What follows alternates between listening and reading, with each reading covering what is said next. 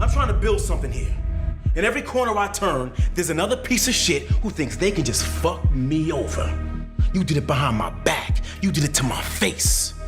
So let's make this an example, not for you, but for the next motherfucker who thinks it's a good idea to fuck with Angelo.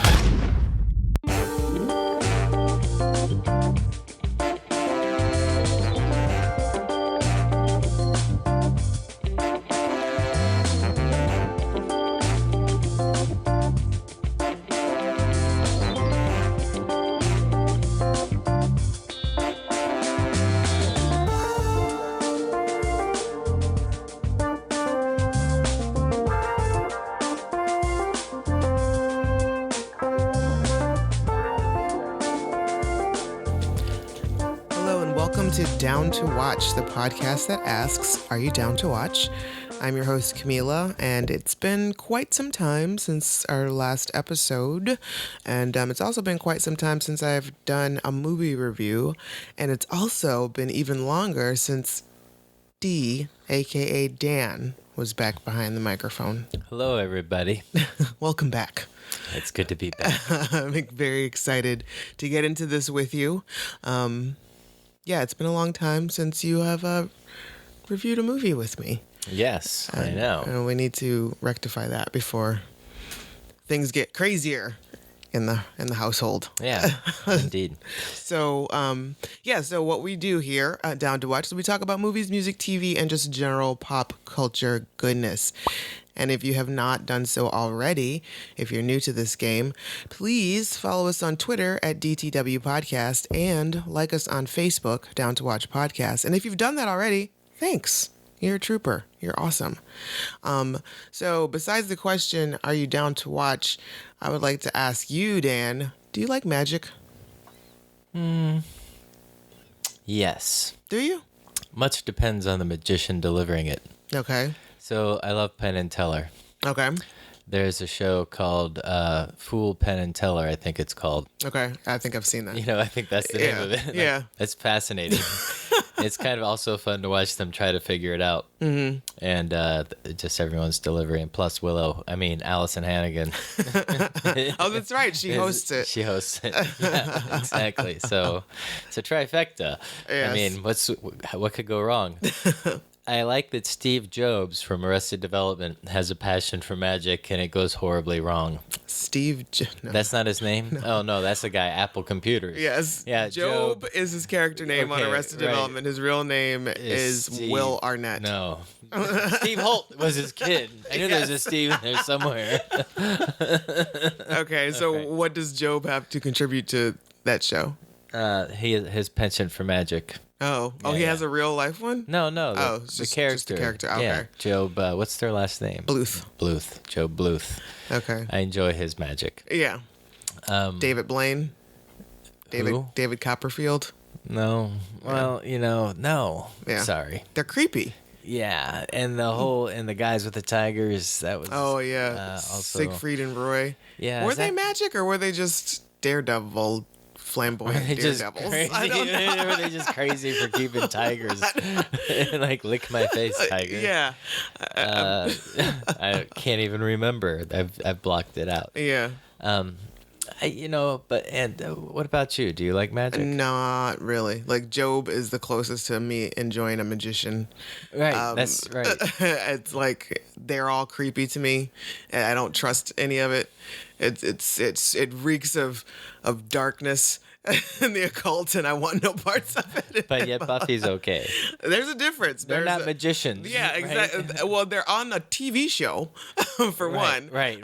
Total fantasy. Exactly. Somebody on the street's like, hey, let me show you a trick. We're talking about street magicians. Yeah, no thank you. I want none of it. Right. And like David Blaine, he was that guy who was kind of big in the maybe early 2000s. He was he was like, I guess maybe he was more of an illusionist, because he would do that stupid stuff like, oh, I'm going to hold my breath for 48 hours, or lock me in this cage and suspend it above the tallest building in New York City and, let people come look at me. I'm kind of surprised because for some reason, and I can be just making stuff up, I thought you had an affinity for Houdini. No. You don't like Houdini? No. There's not a Houdini poster somewhere in this Nope, office. there's this not. studio. No. Okay. No, I mean, I could see where you could probably get that just from the time period. Yeah. Like, I mean, I enjoy that time period, but Houdini just never really. Chaplin, yes. Houdini, Yeah. no. Yes. Okay. All right. So, because I think it's important, one has to clarify. I think there's one camp or the other. You're either Houdini or Or you're Chaplin. Right. There's two types of people in the world. Right. Two types of people who consume entertainment. So basically, all this magical talk, we are talking about the movie Sleight today. Since this movie is still playing in the theater, we'll try to keep it spoiler free, but I can't promise that. I mean, it's spoiled itself. I mean, if we're gonna have to spoil because Okay. it's the only way to try to redeem the script, which I Okay. believe is Well, let's just back up a little bit. Wait a minute. Let me just get through this. There Okay. will be spoilers. Yeah. Let's just put that out there. yes. Let's just go ahead and say there will be spoilers. But you should still see it, Yeah, I mean, it depends on who you are, or, or you should not. not go see it. And then come listen. Come listen. Yeah. Yeah. Okay. Yeah. So I guess let's get into the show. Sleight. Yes. According to IMDb, it was released in 2016, or at least produced and, it was finished. and shown at Sundance. Oh, that's right. It was a Sundance flick. So 2016 is the date that IMDb gives us. And it is a story of a young street magician is left to care for his little sister after their parents' passing and turns to illegal activities to keep a roof over their heads. And when he gets in too deep, his sister is kidnapped and he is forced to use his magic and brilliant mind to save her. Okay. That's a fair enough. I guess. Okay, Tagline. sure. But okay. Directed by J.D. Dillard, written by J.D. Dillard and Alex Thoreau. And what's the connection to this and Get Out? They're the same producers. Same producers. Right. Okay, so I just need to say something. Okay. Because this is the other reason we're here. Is like, we went on a date. You Yes. know, and like most couples who go to the movies for a date, in many ways, the movie is the third person on your date. Okay, yeah. Right? All right. And we were like, in the car, both of us, like, we just come from this blind date with this third party. And like, her sister was so hot, though.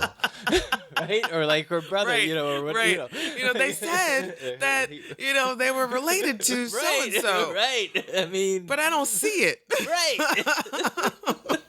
Because we were kind of like quiet and disappointed and polite afterwards. It was, yeah. It was kind of awkward afterwards. I Right. felt a They little should have awkward. just kept Get Out of their mouth. Yeah, exactly. Just leave it alone. Right. Don't try to. That's part of the to problem. Jump on their coattails. Right. Just yeah. I understand the studio was hot. Right. And you all were feeling it. And you're like, all right, let's change the game Is again. there any way we can connect this to Get Out? Well, I think there was one of these guys helped produce or one like Right. I want to know. I don't know who's picking up the tab for dinner tonight. Your producer. You're the producer. All right, Get Out wins. So I don't know, something like that. But at the same time, there's a common theme, in as much as they're trying to reset the game of a genre, and that was the horror genre. This one was the superhero genre. Right. This wasn't a Marvel superhero. This wasn't Wasn't a even DC. DC. Right. This was its own thing. Yeah. So it was a distinct superhero story. So for that, I say yes. Produce it. Make it. It makes sense. I Right, get it. I'm right. not trying to discourage this producer from keeping doing what you're doing. The director or the writer. Yeah, because the director helped write. So Right. yeah, both the director and the writer. On the other hand, Well, it also bears. It should be said that he doesn't have very many directing or writing credits behind him. So this is probably like. and I feel like there was a lot of fighting in the writer room. So I think this may have been like his first like really big thing. So we'll give you like the learning curve on that one, and plus Sure. to direct and write Yeah. a film. That's, Yeah, maybe you learned your lesson. Yeah, it's like a lot of times it just doesn't work out. Pick one. Right. Like you're gonna have Focus to on one. If you want to have a great movie and you're just starting out, Right. try not to cover too many bases. Might be the lesson Yeah. learned here, because we want to help out. I do want to say that there's two. Also in my mind, there's two kinds of superheroes genres, if you will. Uh-huh. I'm nerding up a little bit. Okay. Nerd up. And of course, Marvel crosses the line, but there's superhero science fiction and there's superhero fantasy. Like Superman is superhero fantasy, an alien from another planet. Okay. Well, maybe that's science fiction. That could borderline. Thor. It's definitely fantasy. Right. Okay. There you go. So, but science fiction? Spider-Man was bitten by a radioactive spider. Okay. Incredible Hulk was a human being who took some gamma rays. So this one falls. Sleight, Bo, our superhero, falls in the science fiction superhero category. Sort of, yeah. He did something to himself, like a Tony Stark. Yeah. Or he used science. He used electrical engineering is the science that he used. Right. And it gave him a special ability. Well, before we get too far into it, our history was Slight, and since it's a new movie, there is no history. So, why did we go see it? I personally was drawn to it because of Dulé Hill, and because it was a story with a young black man as the lead, and it was a little different. And, Yeah, same here. So Same here. I mean, first of all, I'm just glad I have no buyer's remorse whatsoever. Really? It was well acted. The actors did a great job with the material they had. Okay, the direction wasn't bad either. The shots were nice. There's things to be said there. okay. Maybe not all the acting. I'm talking about. Well, now that's a good time. Let's talk about each main character and Yeah, actor. let's break out the characters Yes. and the actors. Jacob Lattimore as Bo. Yes, our hero. Okay, so Very nuanced. I thought he did a great job. I'm borrowing that. There's an article out there by Kofi Outlaw on CB Pop Culture. That's a good article people should read. Okay. I'm going to borrow something from her later, or him. I'm not sure. Anyway, nuanced. I think that was a great way to describe his performance. He had to develop a lot of sympathy because he kept crossing these lines. Like on the one hand, you're like, oh, he's taking care of his sister, so you're just like his save the cat, you know? Right. But even when he's like dealing drugs, Right, and you're like, all that "Oh, yeah, he's exact- a sweet drug dealer. Right. He's just, Yeah, right. He's just dealing to kids who want to party. Right, exactly. Giving us- Helping white guys get girls. Right, who handing couldn't out little life possibly- advice. Right. It just and some of the dialogue in that was so heavy-handed and horrible. It's like, it's the girls think it's exciting. I got a connection Yeah. or something like that. Like, oh, really? We didn't need dialogue in those scenes. Right.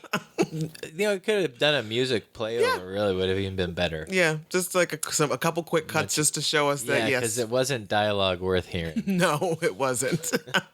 And he's got some sort of relationship or a friendship, and that was kind of weird too with the owner of a club or a booker of a club, or I don't know if she owned the club or just a musical booker or what. No, I think he would drop off drugs to her, and Yeah. she gave him money. Yeah.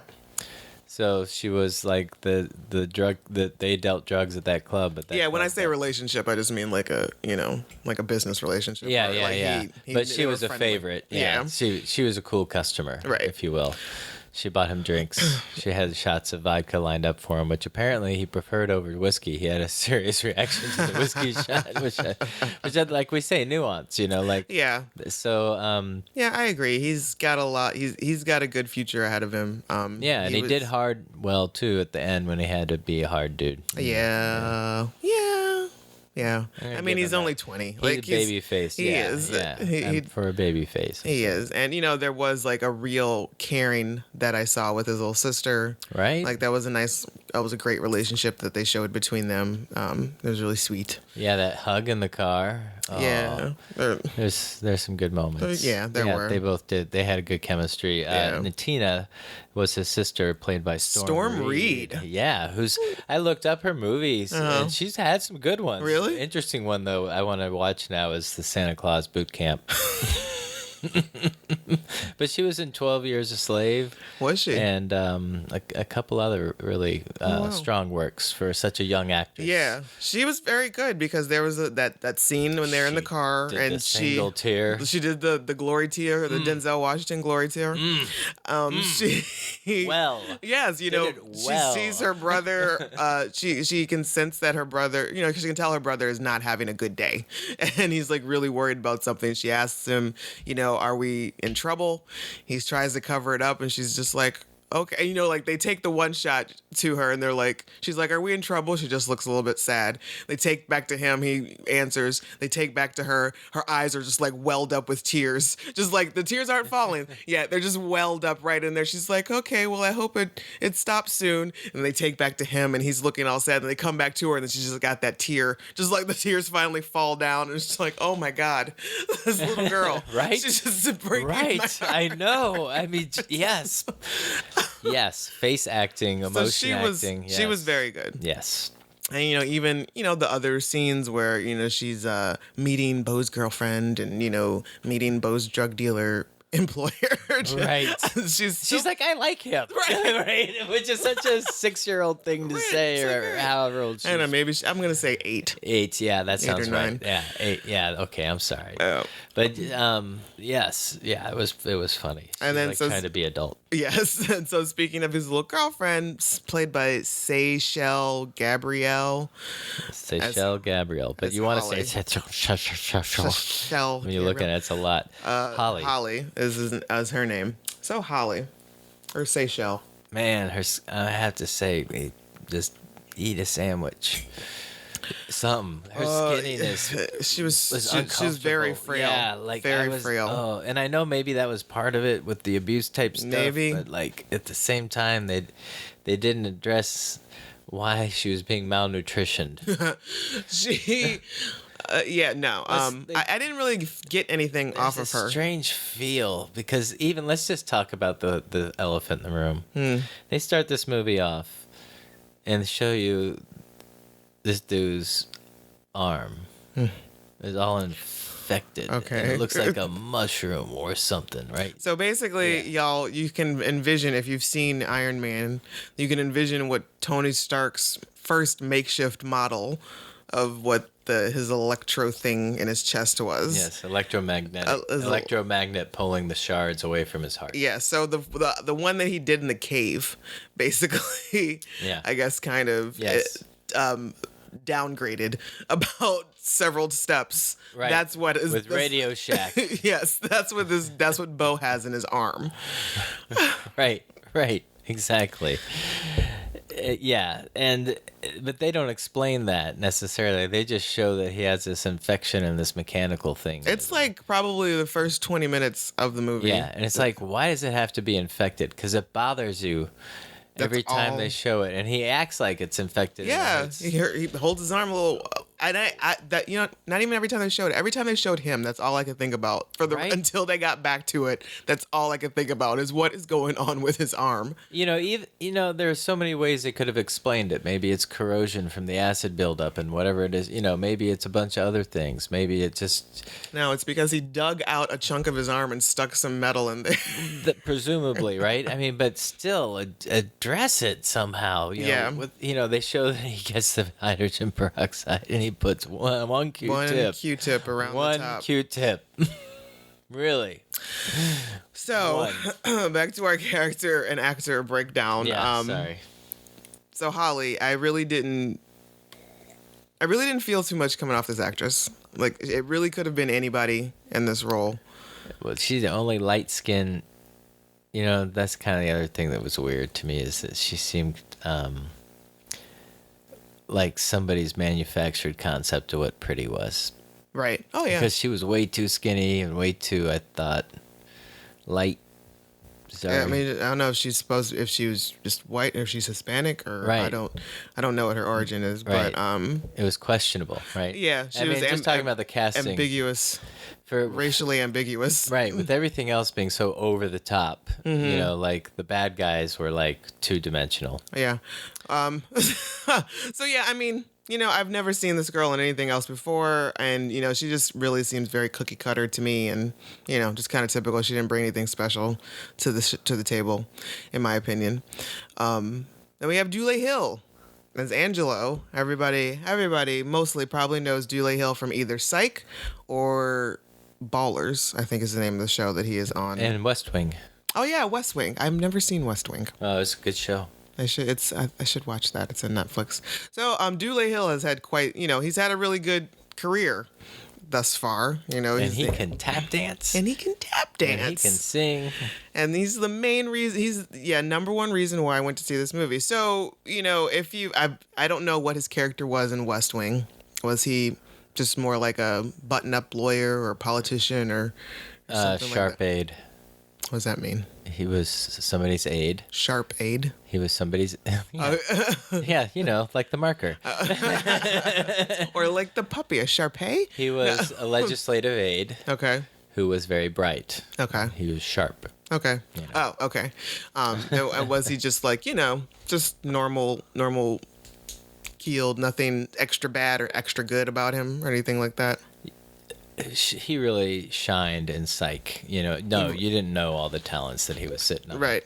Yeah, and then we get to Psych, and he's a great comedic actor, and he tap dances like you said, and that's where I first saw him and fell in love with him, like his comedy and that. I've watched one episode of Ballers. It was not for me. It was more like the football version of Entourage, and I really. I'm okay.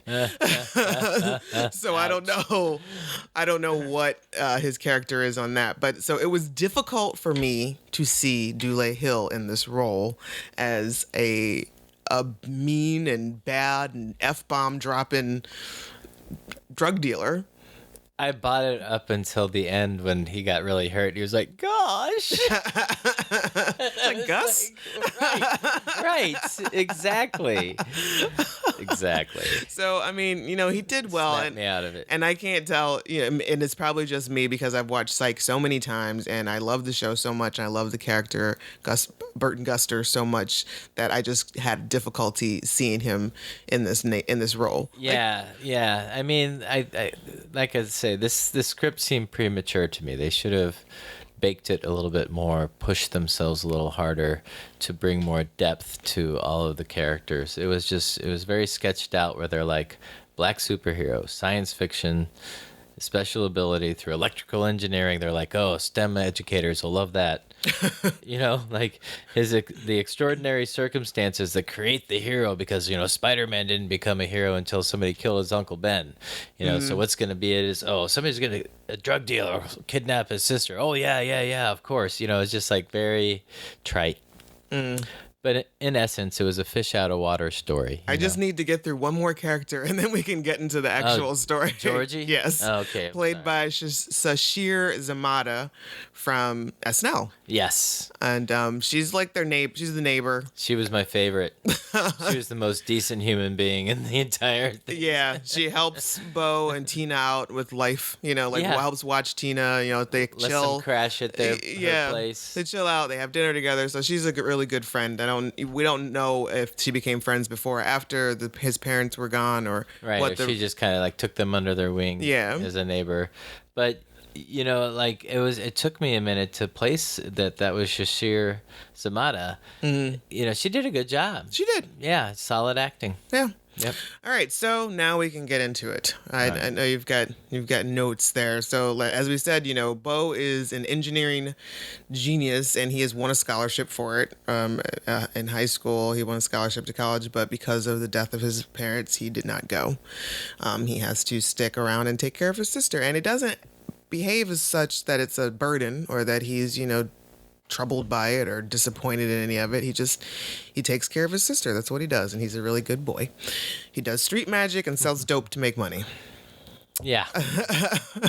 The way they put it in the materials, the marketing materials, to make ends meet for his sister. Yeah.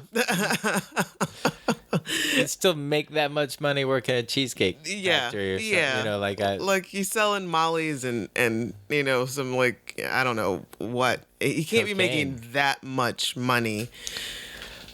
Well, that's such a trite.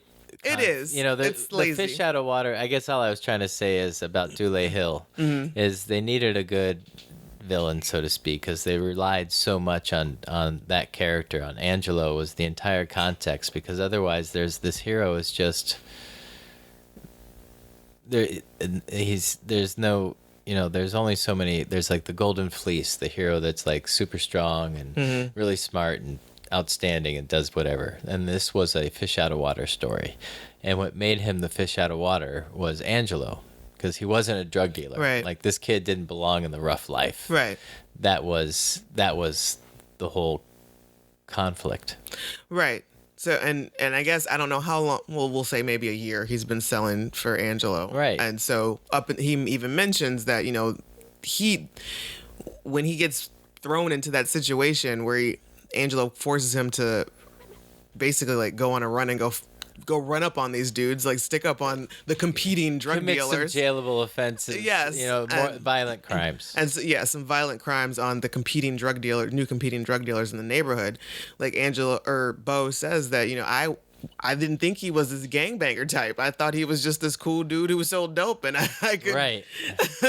And that's why they cast Dulé. They needed somebody who could basically do that. Switch. Who could do that Wayne Brady skit with Dave Chappelle. They should have just got Wayne Brady, man. Right. But they Wayne gave Brady it to have Dulé. to smack a bitch. Right. So yeah, okay, so I can see that because because no, he's very unassuming. Right. And you would be like, yeah, okay, he's cool. I see he sells drugs, but he doesn't seem like the type who would just like go off the handle and like Right. just chop somebody's hand off, for example, Right, or force someone else to do that. Right. Exactly. Or kill somebody, Yeah. because you diluted his product. Because you felt disrespected. Because you felt disrespected. And also, just another just difficulty in this realm is his Dulé or Angelo's choice of running buddies, like the dudes that he's got working for him. A fat dumb guy, and some dude looks like his dad. Like he's like some old head who just got out of jail, like doing like 30 years in jail, right? And he just got out, right? And so we'll do anything for $1. Exactly, and a child, and Bo, right? And a 19-year-old, right? So you need to surround yourself with some better, thugs. Yeah. Angelo.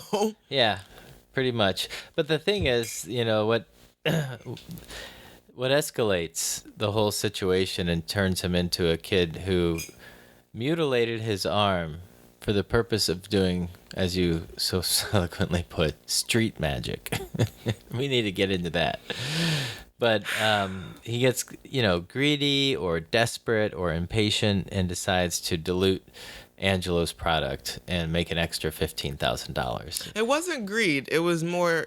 It was impatience. He was trying to rush getting the hell away from Angelo. Exactly, and so that's the character arc, right? Is Bo's goal is to get his sister to better. He listed it out: better schools, better neighborhoods, better people. Right. And they're in L.A. Right. Okay. So just so you know, there is a happy ending. Right. He achieves his goals. Yeah. And uses his special ability in part to help get them the hell out of there. Well, actually, I guess he had to run the hell out of there. Yeah, it was Yeah. At this point. It was like, all right, now it's time to save. We need to save our lives. The other thing that I'll give it credit for is in their half-baked script, the reason they were overconfident about it, I think, is because they're like, oh, it's a save the girl plot, but he'll do it both through the action story arc and the character development arc, and the girl, it's his sister. Oh, and he also saves his girlfriend too. Sure, he saves there's Damon, or what is it? A damsel in distress.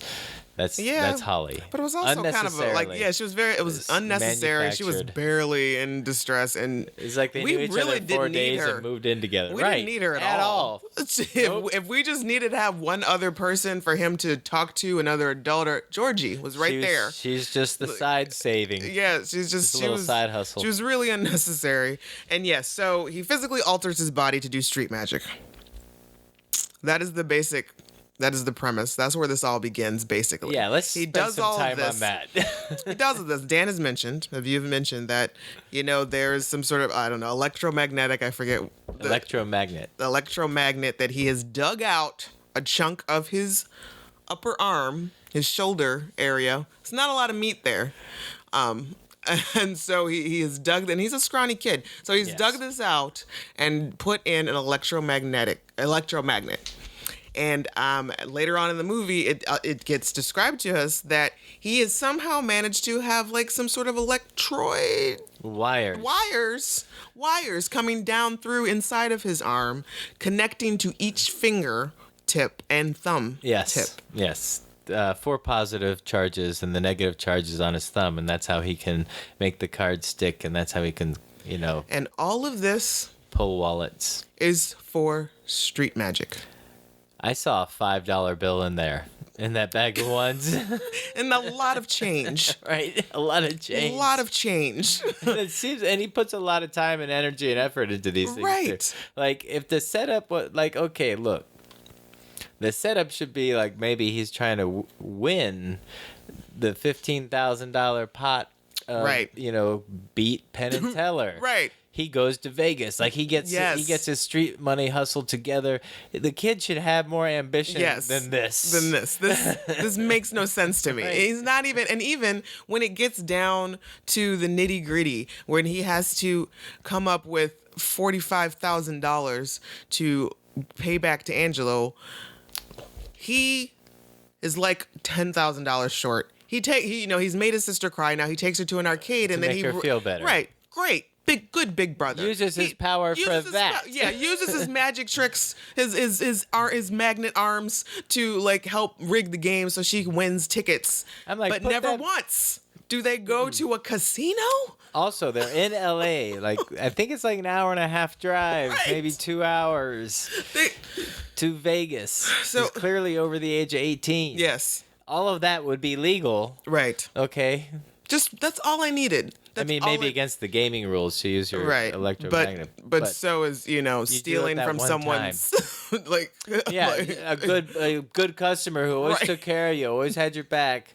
What? Break into her safe and bad, and we all love him the whole time. He's doing all this stuff because he's got that baby face. We're so like, he's trying so hard. Right. Exactly.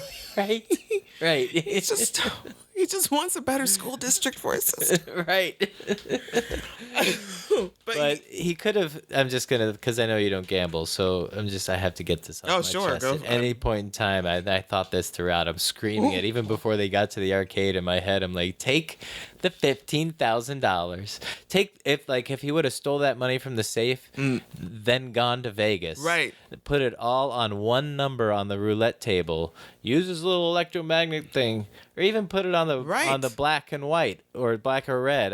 Or on the zeros. There's so many different ways, but you put it on one. I think it's like 36 times your money. I thought for sure. Right? I don't know. If you put it on the red or black, it's double your money. If you put it on the zeros, it's like 17 times your money. Seriously. Right. So that's all he had to do. He would have then been able to go back, open the safe again, put in 2 times what he took, and paid it all back, and would have kept his character integrity together. Right. Like, that's what I'm saying. Were these 2 writers white people is what I'm asking, because no brother or sister would have treated the script and the material and these characters this way. It was... Anyway, Kofi Outlaw, who wrote the article, said this was like Breaking Bad meets Iron Man. That's good. It's kind of funny. That's good. Right. So, I had to share that with the world. Good writing. That's good writing. Yes. I just thought I knew for sure that there was going to be a scene in a casino somewhere. It just made perfect sense that would be the next step. Right, like on his way to the contest at the Fool Penn and Teller. Right? Yes. Because this came out in 2016. That show's been on for 7 years or something. It's been on for a while. Right. It's just, I just feel like there were a lot of things in this. The pacing was very slow. There was a lot of missed opportunity on different things. On that note, let's talk about missed opportunity. Okay. Georgie, by far. The hottest, far superior. The hottest woman on the set. Okay, living next door, taking care of your baby girl all the time. Your little daughter or sister, I mean. let's crash at her place when you need to. All this other stuff. You can't take her out to dinner. You can't make her no dinner. No. Like, what? No, I guess she was there when he made the dinner. So I will give credit for that. Yeah. Like, I'm but it just was going- more like she was there to chaperone. Yeah, I'm going to just go ahead and chalk it up to that. One, Georgie's probably significantly older than him. I'm going to give it, he's 20, 10 years. She's I'll give like it- 20-something. Oh, also, well, I mean, most grown 20-something, even if she's 26, she's not trying to mess around with a 20-year-old baby. Who's got a kid. Yeah, come on.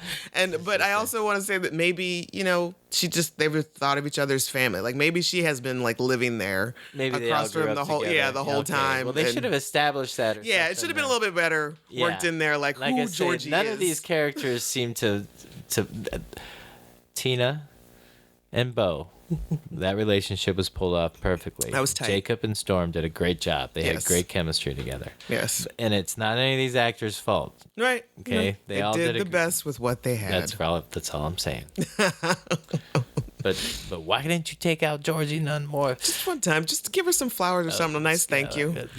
Cut her off some cash every now and then. Yeah. Thank you, Georgie. Right. Here's 20. Right. I mean, Some. just enough to say. And she knows you're not made of money. She knows you can't really afford it. So $20 would be very acceptable to her. She'd be, yes, that's fine. Thank you. I appreciate that. I appreciate the gesture. Right. That's- so also weird relationships. This movie starts off with a voice message from Bo's high school science teacher talking about how, Ooh. if you ever need any help, I know your mother just passed away and I feel bad for you. Please don't ignore your scholarship. I hope you go to school. If you ever need any help, yada, yada, yada. You give ever me need a call. massage? Call Mr. Milk Toast. And we we pan over across the scholarship, and there's a photo of Bo and the creepy ass science teacher who, yeah, he's just awful. And then so when Bo finally gets into this real predicament where after Angelo has kidnapped his sister, he goes to the science teacher. It's late at night. He's sitting on his porch. Sitting on his porch, science teacher rolls up and he's like, Bo. He's excited. No question as to why are you here? Come on in. It's been 2-3 years. You know Right. what? Here, smell my handkerchief. Does it smell like chloroform?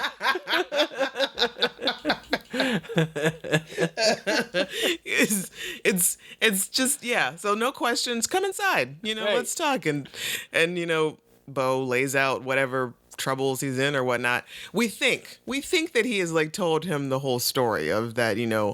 I dug this in my arm. Now my sister's been kidnapped. We feel like that's what we don't hear what actually is being told, but he's like, so that's why Because I'm the in trouble. creepy science teacher doubles down in trying to help Bo after he's like, oh, that's really infected. Yeah. You should have that looked at. Yeah, you need thicker wires going through your arm. That's the problem here. Right. The wires are too thin. Yep. And You need- so- more electricity needs to be shooting Yes. through because Bo's like, I need more power. He is encouraging this behavior. Yes. He is not only encouraging it, he is full on helping it. He is helping Next him thing execute you know, they hook everything. a car battery up to his arm. And so they go outside to test it. On his car. And I'm still not quite sure what was really missing is a real scientific explanation in here as to why the now push that you've gone to versus see the the pull. science Yeah. teacher, right, with your scholarship and all that stuff. then- Yeah. But no, these two writers were not just white; they were also uneducated in the science they were trying to explain. Right. So we've got the kid is being pulled and pushed, and we don't understand why, when, how that works with the magnets and yada yada yada. He's standing in front of the teacher's car and it's pulling him to it. Okay, sure, fine. The science teacher's getting pretty geeked about what's happening, Right. and then he's like, oh, this isn't for a magic trick. Well, after he sees Bo's arm smoking, and Bo still wants to continue on with the experiments, right? So you mean to tell me that you were You thought this was all for street Right. magic? You were complicit in all of this, helping all of this mutilation of his body, poisoning himself, disfiguring himself for street magic? You were okay with it? The way you say it makes it sound bad. It I am not on board. It just doesn't make any damn sense to me. Yeah. So Yep. I mean, there are a lot of things I found problematic, pacing, plot, and even the some science of it, like the science. sometimes the magnet attracts things, sometimes it repels thing, and then the way that he holds his hand, that doesn't help explain it. He doesn't change anything to make it go one way or the other. He said something about rolling his other shoulder at some point. Right. And I told him for spin. Yeah. So he can spin a ring. I mean, oh my goodness. So, as you were saying earlier about, there's fantasy and there's sci-fi with the superheroes. And I think the problem with this is that they were really trying hard to keep this rooted in the real world. Yeah. Because with Spider-Man, it's sci-fi. He was bitten by a radioactive spider, but there's still an element of, how many radioactive spiders, that's not something, it's rooted in something that can't be real. Right, but we're talking about chipping ourselves, and eventually we'll have phones, right, screen up our arms, I guess. But it's just, it was just too much. They didn't do enough. There wasn't the research. Oh no, there was no origin. Research. Yeah, there was no. So a couple of things. They should have got some of those Black Mirror writers to get involved. Right, exactly. Right. There's a few things missing. One is there was never a revelation of what it took. What were the moments that led him to dig into his arm. Like, they should have showed maybe the science experiment even maybe when he was a kid. Maybe he used was that something that was mentioned? No. Okay. Yeah, well, briefly, he's like, remember that science project I was working on in high school? That's right. That's right. And he's like, yeah. And he's like, it's one thing to build an electromagnet in a shoebox. Yeah. Another thing to do it in your arm. Okay. And that would have been a great time to really break down how everything worked. Yeah. But it was clear that, again, these people had zero mastery of the topics that they were writing about. Right. It just got lucky.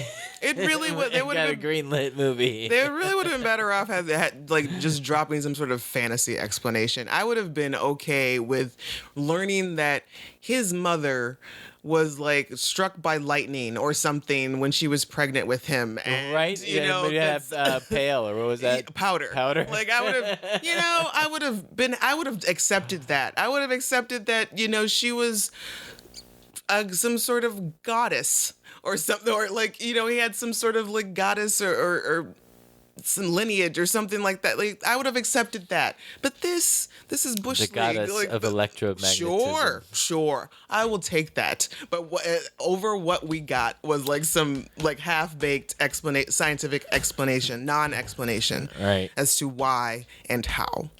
I hear you. I mean, they tried.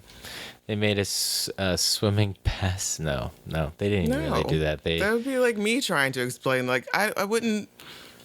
I have no idea. I bet there was a lot of fighting in the writers' room. That's all I'm saying. So a lot of things. I don't want to be too harsh about the movie. I think people should see it again. I think you'll see more acting from JD.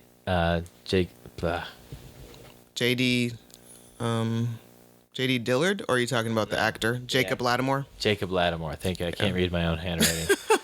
What did I just write? Yeah, I think we'll see more from him. I think we'll see more from Storm Reed.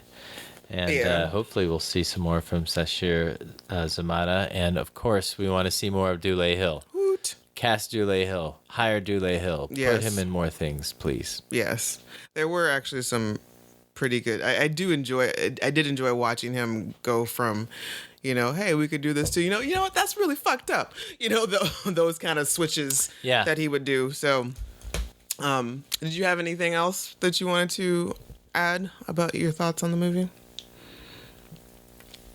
Her sister was so hot. So Get Out was so great. Get Out was good job on producing amazing. that. It's a distinctive superhero story. So for that, congrats. It was very much an origin story. It's an origin story in terms of how he became maybe bulletproof or or got into saving people. Like he didn't. There's no indication he's going to save more people. There's no indication he's going to become a vigilante. There's some indication that he's really into electricity now or something. Like that scene at the last scene. I'm just that last scene. That last scene, he's talking about how he's working on something big. But then again, it just could be another really big street magic. That's what I was getting at. Another big illusion. Right now, it's not an origin story because we didn't go anywhere. But if there is a sequel, I could see a sequel happening where Georgie shows up.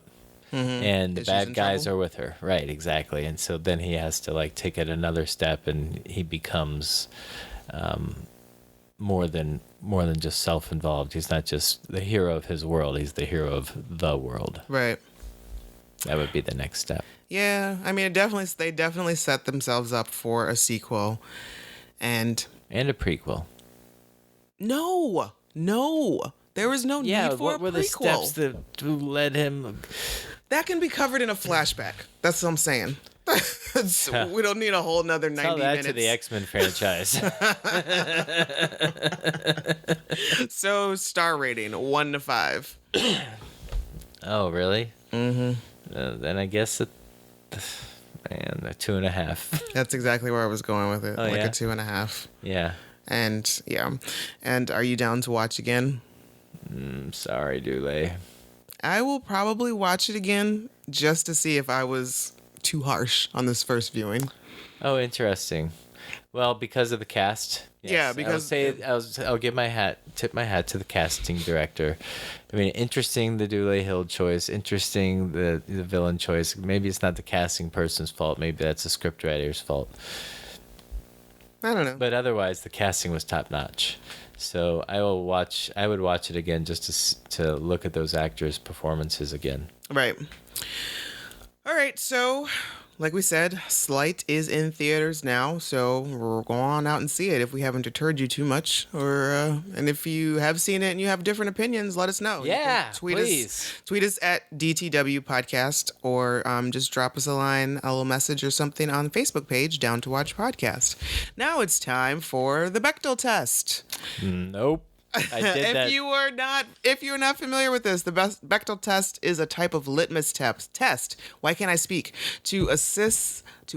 My God, let's start over. The Bechdel test is a type of litmus test to assess the presence of women in movies. Beautiful. It originated from Alison Bechdel's comic Dykes to Watch Out For in 1985. The rules of the test are as follows. Did you have something to add? We just got the comics. Yes, we did. I am enjoying them. So the rules of the test go like this. 1, it has to have at least 2 named women in it. We've got Georgie and we've got Holly. They talk to each other. Okay, sure. We'll give it Tina. They have to talk to each other. Yes, they all talk to each other. Yes. About something besides a man. Nope. Yeah, because I guess they're all either talking about Angelo or Bo. Yep. All right. This fails the Bechdel test. Yep. Womp womp. All right, so 2 white men write a movie. Fails the Bechdel test. That's not true. I don't even know if these guys are white. JD is black. Is he? Yeah. Okay, sorry. Sorry, white people. He's just young. He's just green. Like this, like I said, he doesn't have a lot under his belt right now. This is like one of the biggest things, his first really big thing, and Sundance and all that. So I think after a couple more, he will be really good. Like this started off, the premise was great, but it's just there was something, like you said, it wasn't fully baked. What else did he write? There's nothing that we've seen. Whatever. Well, I want to know what else he wrote. Oh, hold on. I've got to pull up the information on IMDb here. Sorry. Well, when you say he's young, I mean, are we talking age-wise? No, I'm talking about just like career-wise and and the credits that he has here on IMDb. Director J.D. Dillard. I mean, it's such what he has here under his belt as a writer, he has something called Judy Goose in 2006. Something called Mariah, a short, in 2009. Another short called The Exchange in 2013. And then we've got Sleight. And as far as directing, those same things. They're just shorts, and then we've got Sleight. So, Gotcha. Well, I think there could be more material here, and it could be better. Maybe he wants to stick with it. Maybe this particular story theme for a while, or maybe he wants to jump somewhere else for a second and come back to it. There's potential here. Yeah, definitely. And I wish him much success. And Could end up being a cult classic. Could be like a Boondock Saints. maybe. All right, so subscribe, follow, like us. Please rate us on iTunes. You can find episodes of Down to Watch on Libsyn and iTunes. They're listed under Rugged Angel Productions, though. A little tricky because we've got two different podcasts under that feed. So Rugged Angel Productions, Rugged Angel is one word. And until next time, hopefully we'll get back into finishing the Luke Cage episodes. Yeah. And there was also some other things that we wanted to talk about. I think there was Outsiders. I think we wanted to do an episode on. Yeah. On absolutely, because it's in peril, or it's not coming back. I think I think it's not coming back. I Oh. don't think any network has picked it up. Boo. Well, come film here in Pittsburgh anyway, and And I can support continue all the to awesome actors. randomly from Outsiders. seen Ryan Hurst on the streets. All right. Until next time, guys. Thanks for listening.